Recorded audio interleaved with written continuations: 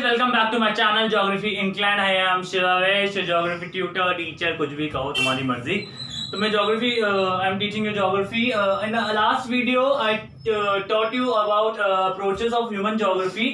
I had already teach you 3 approaches of geography, है ना, और 3 बच गए थे। उसमें से एक ह्यूमनिस्टिक अप्रोच बच गया था, स्पेशल ऑर्गेनाइजेशन अप्रोच बच गया था और एक्सप्लोरेशन और डिस्क्रिप्शन अप्रोच बच गया था। ठीक है, हमने उसमें ह्यूमन वेलफेयर अप्रोच पूरा कर लिया था, रीजनल अप्रोच पूरा कर लिया था और एरियल डिफरेंशिएशन पूरा कर लिया था। ठीक है, अब हम इसके बारे में बात करते हैं। हमारा नेक्स्ट अप्रोच आता है बेटा ह्यूमनिस्टिक अप्रोच। देखो ह्यूमनिस्टिक अप्रोच तो कौन से फेज में आया था? हमारे ह्यूमनिस्टिक अप्रोच आया था 1970s में। ठीक है, 1970s में आया था। और ये जो अप्रोच है, ये जो पूरा रिलेटेड है टेक्नोलॉजी डेवलपमेंट से। टेक्नोलॉजी डेवलपमेंट, ठीक है, ये जो पूरा अप्रोच है ये रिलेटेड टेक्नोलॉजी डेवलपमेंट में। ये अप्रोच क्या कहता है हमें? That seeks to put human at the centre of the geography, है ना। ये क्या कहता है? ह्यूमंस को ज्योग्राफी के केंद्र में रहने के लिए, सेंटर ऑफ द ज्योग्राफी मतलब ज्योग्राफी के भूगोल के केंद्र में रहने के लिए हम ह्यूमनिस्टिक अप्रोच का यूज करते हैं, ताकि जो ह्यूमंस है वो नेचर के साथ जुड़े रहें। जो ह्यूमन की एक्टिविटीज है वो नेचर के अंदर ही रह के करे। ये फर्स्ट पॉइंट इसका ये कहता है। नेक्स्ट है, they let the emergence of 3 new schools of thought of human geography. उन्होंने 3 ह्यूमंस की नई गतिविधियां, मतलब 3 स्कूल्स एक एज इन्होंने टेक्नोलॉजी फॉर्म में दिया है। स्कूल से एक वर्ड इन्होंने टेक्नोलॉजी फॉर्म में दिया है। They thought to form a new 3 technology fields to develop more technology among humans, है ना। उन लोगों में और टेक्नोलॉजी बेटर हो। तो ये जो फेज है 1970s में ये चीजें हुई थी। तो ये जो पूरा फेज है किसके बारे में बात कर रहा है? हमारे टेक्नोलॉजी डेवलपमेंट के बारे में हमसे बात कर रहा है। नेक्स्ट है हमारा special organisation approach. Special organisation approach जो है वो हमारा 1950s के फेज में आया था। 1950s to 1960s. It was during the time of independence. It was during the time of independence. ठीक है, इंडिपेंडेंस के टाइम पे आया था। ये इसका इंडिपेंडेंस के टाइम पे आया था। ये जो अप्रोच कहता है ये पूरा रिलेटेड है मैप पैटर्न एनालिसिस से। इसमें मैप को सर्च कर जाता है, इसमें मैप की बात करी जाती है। क्या कहता है ये अप्रोच? देखते हैं। Applied law of physics to understand the map from analysis of human phenomena. इंसान को जानने के लिए, इंसान की घटनाओं को जानने के लिए, ह्यूमन फिनोमेना को जानने के लिए उन्होंने लॉ ऑफ फिजिक्स रूल्स का यूज करते हैं उनके मैप्स को जानने के लिए कि कहां कहां वो रहते हैं, क्या क्या जो इंसिडेंट होते हैं, क्या क्या ह्यूमन एक्टिविटीज कहां कहां होती है। ठीक है, नेक्स्ट बोलते हैं मेन ऑब्जेक्टिव। उनका मेन पार्ट क्या था? इस अप्रोच का जो मेन ऑब्जेक्टिव है was that to identify the route for different human activities, for example distribution, agriculture. मतलब with the help of the map they want to understand and they want to find the route where the human distribution was distributed, where the agriculture और cultivation process was distributed, और कहाँ कहाँ ये चीजें होती है, farming किस किस जगह पे होती है, कल्टीवेशन किस किस जगह पे, ये चीजें कहाँ किस जगह अर्बन पॉपुलेशन कितनी है, रूरल पॉपुलेशन किस जगह ज्यादा रहती है।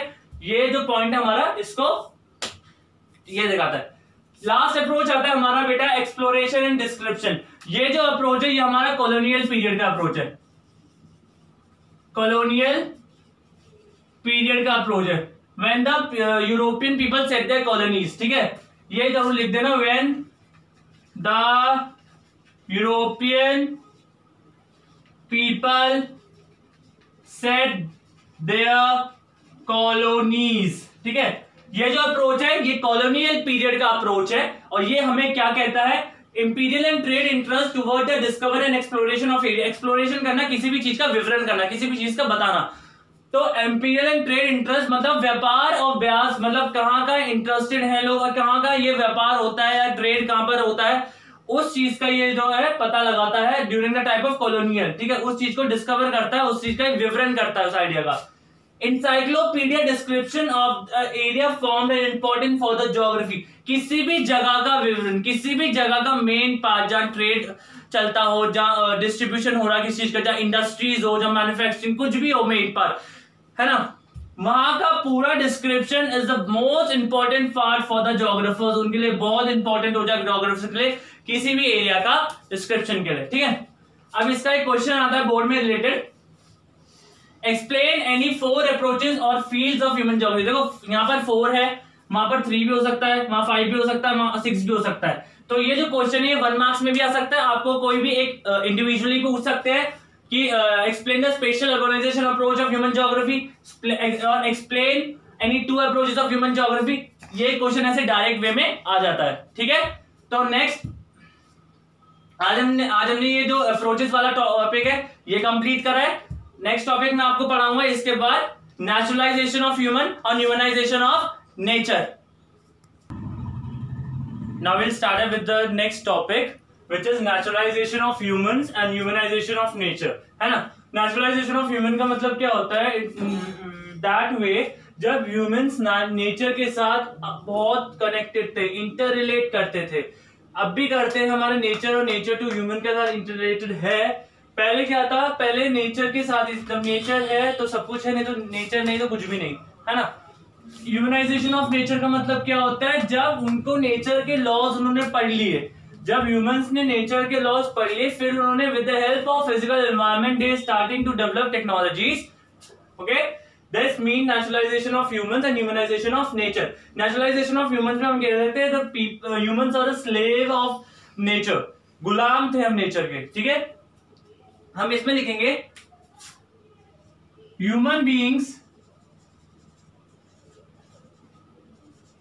create technologies with the help of physical environment, है ना। ह्यूमन बीइंग्स जो भी टेक्नोलॉजी क्रिएट करता है, कुछ भी करता है, कोई भी टेक्निक्स या कोई भी डेवलपमेंट होती है, तो वो फिजिकल एनवायरनमेंट की हेल्प से होती है। हम खुद उससे कुछ नहीं कर सकते। हम फार्मिंग करते हैं, हम शिफ्टिंग कल्टीवेशन प्रोसेस होता है, कोई भी प्रोसेस होता है, आप प्राइमरी एक्टिविटीज में देख लीजिए, टर्सरी में देख लीजिए, कोऑर्डिनरी में देख लीजिए, कोई सी भी कम्युनिकेशन में देख लीजिए, किसी भी एक्टिविटीज में आप देखेंगे with the help of physical environment we are able to develop technologies, ठीक है। नेक्स्ट करते हैं human beings were able to develop technologies after understanding the natural और nature laws। इसमें क्या है, ह्यूमंस जो है वो मतलब सहमत, मतलब इतना वो उनमें कैपेबिलिटीज तो कैलिबर तो था, उनको टेक्नोलॉजी डेवलप कर सकते थे, लेकिन जब उन्होंने टेक्नोलॉजी डेवलप करनी शुरू करी तो पहले उन्होंने नेचर के लॉज को जाना, पहले उन्होंने नेचर की गतिविधि लॉज को जाना कि भाई ये अगर हम कोई टेक्नोलॉजी डेवलप कर रहे हैं या कोई अगर हम कोई टेक्नोलॉजी में एक्ट कर रहे हैं तो पहले उसका पहले जानते कि है क्या। फॉर एग्जाम्पल मैं बताता हूं, understanding the law of aerodynamics to develop faster planes। Aerodynamics physics का लॉ है जिसमें उन्होंने ह्यूमन बीइंग्स ने समझा, पहले लॉ ऑफ एरोडायनेमिक्स को पहले ये लॉ समझा, क्यों, to develop faster planes, plane कैसे उड़े, तेजी से कैसे चले, प्लेन के लिए उन्होंने law of aerodynamics which is a natural, okay. Next example में दे रहा हूं, to understand the secrets of DNA. DNA के सीक्रेट्स को जानने में हमने पहले जेनेटिक्स, हमने उस चीज को समझा, उसके लॉस को समझा कि कैसे हम जान सकते हैं, कैसे हम डीएनए टेस्ट करवा सकते हैं, ठीक है। एक एग्जांपल मैं और आपको देता हूं, for example you can take, हाँ, third example is to understand the friction laws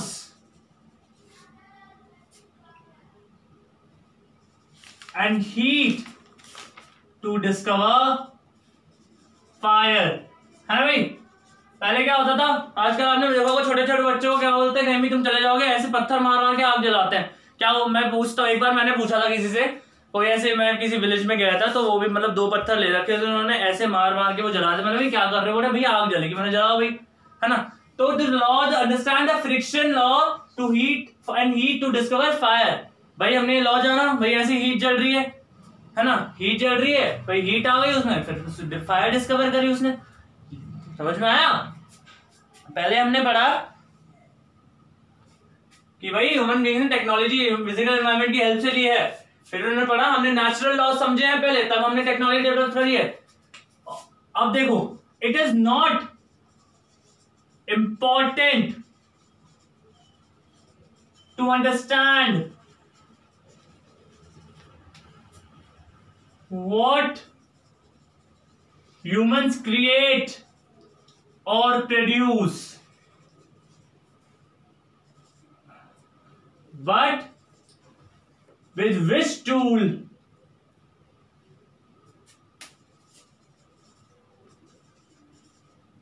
they use to create or produce technology is important। ठीक है, मतलब it is not important to understand what humans create और produce. मतलब ये नहीं कि humans ने अपने आप से कौन सी एक्टिविटीज करी है, या ह्यूमंस ने अपने आप से कोई क्या करा है, कुछ भी क्रिएट करा है, कोई भी टेक्नोलॉजी डेवलप करी है, कुछ भी प्रोड्यूस करा है, इट इज नॉट इंपॉर्टेंट। ये इंपॉर्टेंट होता है with the help of which tool, which level of technology use to develop that kind of development, और उन्होंने क्या यूज करा है ऐसा। फॉर एग्जाम्पल मैंने आपको दिया था, उन्होंने फ्रिक्शन यूज करा था फायर के लिए, है ना। उन्होंने लॉ ऑफ एरोडायनेमिक्स यूज करा था फास्टर प्लेन्स के लिए। उन्होंने डीएनए के सीक्रेट्स को जाना था, उन्होंने लॉस को जाना था डीएनए के, तभी वो डीएनए निकलता है ना। तो ये इंपॉर्टेंट रहता है कौन से टूल्स का उन्होंने यूज करा है टेक्नोलॉजी जानने के लिए। तो ये है आपका भाई नेचुरलाइजेशन ऑफ ह्यूमन। देखो, नेचुरलाइजेशन ऑफ ह्यूमन और ह्यूमनाइजेशन ऑफ नेचर में हमारे 3 टॉपिक्स कवर होते हैं। First is environmental determinism, second is possibilism, and third one is neo determinism और स्टॉप एंड गो डिटर्मिनिज्म। ठीक है, आज इसके बाद मैं आपको एनवायरमेंटल डिटर्मिनिज्म वाला टॉपिक पढ़ाऊंगा। नेक्स्ट क्लास में आपको मैं पॉसिबिलिज्म और स्टॉप एंड गो डिटर्मिनिज्म पढ़ाता हूं। ठीक है, इसमें कोई डाउट किसी को हो तो मुझे बता देना। नेक्स्ट टॉपिक की तरफ बढ़ते हैं हम लोग। तो नेक्स्ट लास्ट टॉपिक पे हमने पढ़ा, लास्ट मैंने तुम्हें पढ़ाया था कि नेचुरलाइजेशन ऑफ ह्यूमन। तो अब हम पढ़ते हैं उसका नेक्स्ट टॉपिक, उसका सब टॉपिक एनवायरमेंटल डिटर्मिनिज्म। देखो, एनवायरमेंटल डिटर्मिनिज्म का मतलब क्या होता है, when in the early period the level of technology was very low. पहले इतना टेक्नोलॉजी नहीं थी, पहले लोग प्रिमिटिव थे, जो ह्यूमन सोशल डेवलपमेंट था वो भी बहुत प्रिमिटिव था। ठीक है, तो लोग क्या करते थे, लोग पहले नेचर से डरते थे, they starting worshipping it, they obeying the nature. ठीक है, वो डरते। आज के टाइम में क्या लोग डरते हैं, इसलिए हमें रिएक्शन भी मिलता है नेचर का। आज के टाइम में देखो साइक्लोन्स है, बाढ़ है ना, और अर्थक्वेक्स से इतने बढ़ रहे हैं, है ना। तो इसलिए नेचर रिएक्ट भी करता है। न्यूटन का थर्ड लॉ ऑफ मोशन हमें कहता है ना, every action has an equal and opposite reaction, है ना। तो उस टाइम पहले लोग बहुत नेचर करते थे, नेचर को ओबे करते थे, उनकी वर्शिप टू नेचर करते थे, उनसे डरते थे नेचर के, क्योंकि टेक्नोलॉजी लेवल बहुत उतना नहीं था, है ना। और ह्यूमन जो भी वो नेचर से करते थे या नेचर के साथ मिलकर करते थे, वो उससे बहुत इन्फ्लुएंस्ड होते थे, बहुत प्रभावित होते थे। ठीक है, ये होता है एनवायरमेंटल डिटर्मिनिज्म का मतलब। इसमें अगर देखें, हम एक पॉइंट ले लेंगे, man is a slave of nature and treat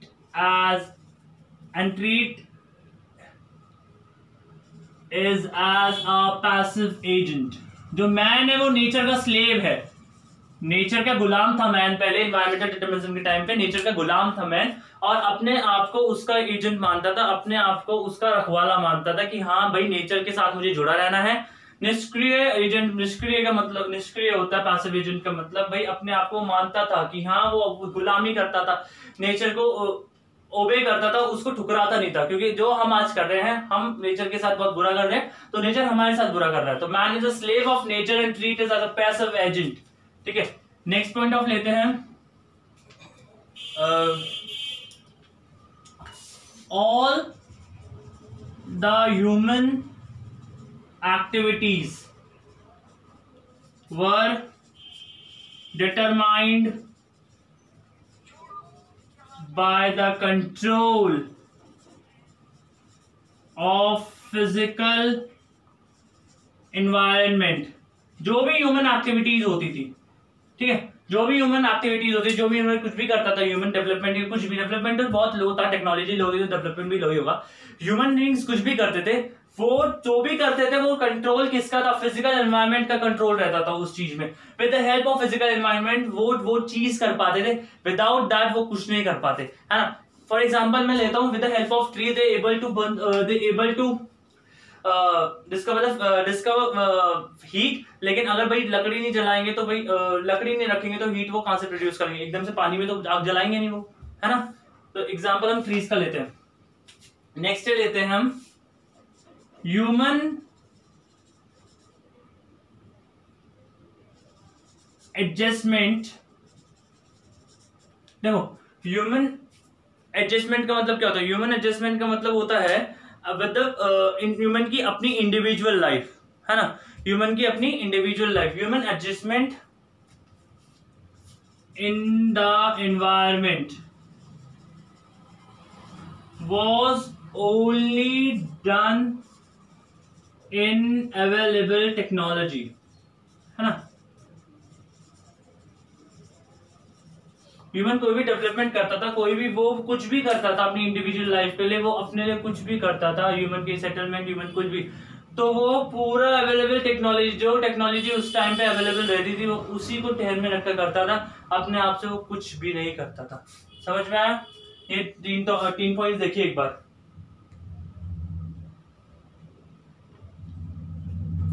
ठीक है, environment provides certain facilities to human beings. For example, food, shelter, lifestyle, dress, etcetera. ठीक है, मतलब जो भी हमने ह्यूमंस का, हमारा food, shelter, lifestyle, dress, everything we get from environment only. कुछ तो हमने कुछ नहीं पैदा करा है ना अपने आप से, सब कुछ। तो ये टोटली मैं आपको समझाना चाह रहा हूँ, human beings are totally depend on physical environment. They have a direct dependence on physical environment. Without that physical environment, without nature, we are fail to develop technology, we are fail to do any of thing. Okay, तो इसका ये topic था। इसमें एक question आता है कि explain how nature get humanised. ठीक है, एक क्वेश्चन ये आता है। और एक क्वेश्चन जो मैंने आपको अभी लास्ट टॉपिक में वो नेचुरलाइजेशन ऑफ ह्यूमन में पढ़ाया था, टेक्नोलॉजी वाला, secrets of DNA, understanding of law, aerodynamics, उसका एक क्वेश्चन बन के आता है उस चैप्टर की, हाउ डज technology